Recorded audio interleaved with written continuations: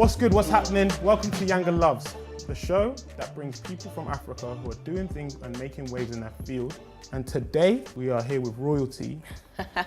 Please, for the people that don't know, introduce yourself. My name is Seun Adigun. I am the driver of Nigeria's historic women's bobsled team that competed in 2018 Winter Olympics and the only African to compete in both the Summer and Winter Olympic Games. I mean, I'm just going to start with a little round of applause anyway. How'd you go from track, doing hurdles, to bobsled? How does that conversation go? Honestly, I don't know. It was one of those things where it's like, it just kind of fell upon me.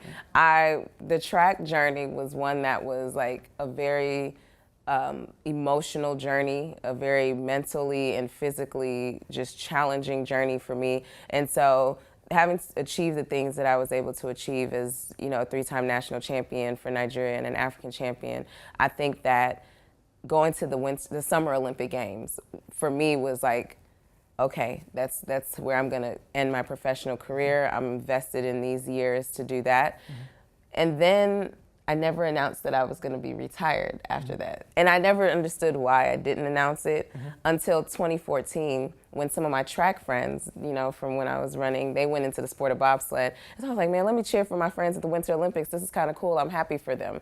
And they were doing bobsled. I was watching it on TV and I was like, this sport is actually kind of interesting. I might be able to do this. I got this. And like 6 months went by and I was just doing some research on it eventually one night, and I learned that the US team was having a combine in Texas for you to try out, go through like some exercises, and then they would see if you could be worthy enough to make the team.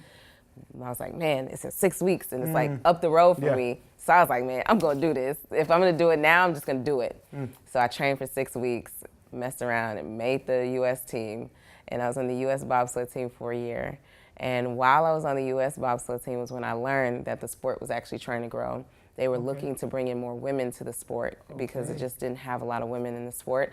Nigeria themselves were looking for their first class of Winter Olympians, and I had that relationship with the Nigerian Olympic Committee because of the fact that I participated in the Olympics and I was national champion for several years. When I started putting those things together and then realized that Africa in itself had never had a bobsled team, I was like, come on, this is 2016 at the time. And I was like, you mean to tell me we can't get one team from that entire continent represented in the sport? So that's when I knew it was much larger than me. For the people that don't know, so you competed in 2012 for Nigeria in the hurdles. Yes. Were you able to take like the experiences you learned from there into the Winter Olympics? Was it a completely different thing? Like, what was the synergy like going from one sport to another? Being an Olympian is more than just seeing something on TV and thinking you can do the sport.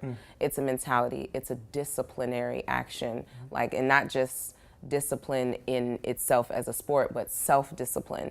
You have to be able to be concrete in your decisions. You have to be able to limit your distractions. There is a lot of things that go into being an actual Olympian. And so that type of mentality transitioned very well in bobsled, especially the nature by which I had to compete, because I was on a very, it's not a normal line that I took going to the Winter Games. Of course. And so this little unconventional way needed a little bit more discipline and patience than any other way of getting to the Olympic Games. And so I think that not only did the mentality and those practical aspects of my life transition, but the athletic part as well. Going into the Winter Olympics now, you're training, you're preparing with your team. I mean, I remember hearing about you from ages ago. I remember seeing the photo of you guys with the flag and I was like, rah, this is mad. Like, Winter Olympics, this is not something I usually watch, but now I'm involved. But did you realize you were going to create such a buzz, such like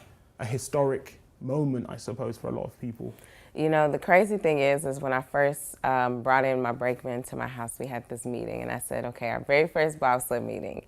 I said, guys, we sat down, we had bobsled 101. I kind of broke it down. I had this whole like presentation, you know, did all these things. And then afterwards I sat down and I said, ladies, this can go one of two ways. And we have to accept it either way. If we're gonna go in, we're gonna go in accepting either way. We can just be dedicated to doing something bigger than ourselves and, you know, knowing that our intentions are pure and that we wanna just be able to achieve this feat. Or we can do A, everyone can catch wind of it and it can go viral. And then our lives will change forever. Now, these are realities. We just have to face them. It could be cool or it could be, great. It was just a matter of, this is bigger than us. We need to get this going. And I enlisted in their help to help me get this first team off the ground. Awesome. Well, thank you very much. You're welcome, sir. No worries. Take care. Thank you, guys. Thank you, everyone at home. Thank you very much, Suen, for coming in. Thank you. This has been Yanga Loves. I hope you guys enjoyed it at home.